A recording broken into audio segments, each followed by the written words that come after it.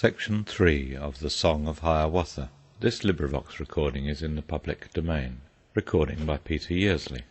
The Song of Hiawatha by Henry Wadsworth Longfellow. Section 3. Hiawatha's Childhood. Downward through the evening twilight, in the days that are forgotten, in the unremembered ages, from the full moon fell Nokomis, fell the beautiful Nokomis, she a wife, but not a mother. She was sporting with her women, swinging in a swing of grapevines, when her rival, the rejected, full of jealousy and hatred, cut the leafy swing asunder, cut in twain the twisted grapevines, and Nokomis fell, affrighted, downward through the evening twilight, on the muscadet, the meadow, on the prairie full of blossoms. "See, a star falls," said the people. "From the sky a star is falling." There among the ferns and mosses, there among the prairie lilies, on the muscadet, the meadow, in the moonlight and the starlight, fair Nokomis bore a daughter, and she called her name Wenonah, as the firstborn of her daughters. And the daughter of Nokomis grew up like the prairie lilies, grew a tall and slender maiden, with the beauty of the moonlight, with the beauty of the starlight. And Nokomis warned her often, saying oft and oft repeating, "Oh, beware of Mudjekeewis, of the west wind, Mudjekeewis! Listen not to what he tells you, lie not down upon the meadow, stoop not down among the lilies, lest the west wind come and harm you." But she heeded not the warning, heeded not those words of wisdom, and the west wind came at evening, walking lightly o'er the prairie, whispering to the leaves and blossoms, bending low the flowers and grasses, found the beautiful Wenonah lying there among the lilies, wooed her with his words of sweetness, wooed her with his soft caresses, till she bore a son in sorrow, bore a son of love and sorrow.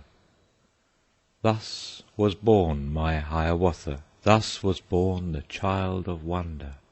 But the daughter of Nokomis, Hiawatha's gentle mother, in her anguish died, deserted by the west wind false and faithless, by the heartless Mudjekeewis. For her daughter long and loudly wailed and wept, the sad Nokomis. "Oh, that I were dead!" she murmured. "Oh, that I were dead, as thou art! No more work and no more weeping, Wahonowin, Wahonowin!" By the shores of Gitchigumi, by the shining Big Sea Water, stood the wigwam of Nokomis, daughter of the moon, Nokomis. Dark behind it rose the forest, rose the black and gloomy pine trees, rose the firs with cones upon them. Bright before it beat the water, beat the clear and sunny water, beat the shining Big Sea Water. There the wrinkled old Nokomis nursed the little Hiawatha, rocked him in his linden cradle, bedded soft in moss and rushes, safely bound with reindeer sinews, stilled his fretful wail by saying, "Hush, the naked bear will hear thee," lulled him into slumber, singing, "Ewa-yea, my little owlet, who is this that lights the wigwam? With his great eyes lights the wigwam, Ewa-yea, my little owlet." Many things Nokomis taught him of the stars that shine in heaven, showed him Ishgoodah the comet, Ishgoodah with fiery tresses, showed the death dance of the spirits, warriors with their plumes and war clubs, flaring far away to northward in the frosty nights of winter, showed the broad white road in heaven, pathway of the ghosts, the shadows, running straight across the heavens, crowded with the ghosts, the shadows. At the door on summer evenings sat the little Hiawatha, heard the whisperings of the pine trees, heard the lapping of the waters, sounds of music, words of wonder. Minne wawa, said the pine trees. Mudwe aushka, said the water. Saw the firefly, Wawatesi, flitting through the dusk of evening with the twinkle of its candle, lighting up the brakes and bushes. And he sang the song of children, sang the song Nokomis taught him. Wawatesi, little firefly, little flitting white fire insect, little dancing white fire creature, light me with your little candle, ere upon my bed I lay me, ere in sleep I close my eyelids. Saw the moon rise from the water rippling, rounding from the water, saw the flecks and shadows on it, whispered, "What is that, Nokomis?" And the good Nokomis answered, "Once a warrior, very angry, seized his grandmother, and threw her up into the sky at midnight. Right against the moon he threw her. 'Tis her body that you see there." Saw the rainbow in the heaven, in the eastern sky the rainbow, whispered, "What is that, Nokomis?" And the good Nokomis answered, "'Tis the heaven of flowers you see there. All the wild flowers of the forest, all the lilies of the prairie, when on earth they fade and perish, blossom in that heaven above us." When he heard the owls at midnight hooting, laughing in the forest, "What is that?" he cried in terror. "What is that?" he said, "Nokomis?" And the good Nokomis answered, "That is but the owl and owlet talking in their native language, talking, scolding at each other." Then the little Hiawatha learned of every bird its language, learned their names and all their secrets, how they built their nests in summer, where they hid themselves in winter, talked with them whene'er he met them, called them Hiawatha's chickens.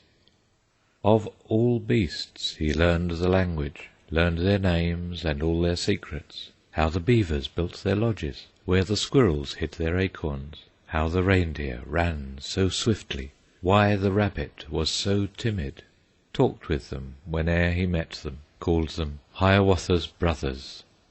Then Iagoo, the great boaster, he the marvelous story-teller, he the traveller and the talker, he the friend of old Nokomis, made a bow for Hiawatha. From a branch of ash he made it, from an oak bough made the arrows, tipped with flint and winged with feathers, and the cord he made of deerskin.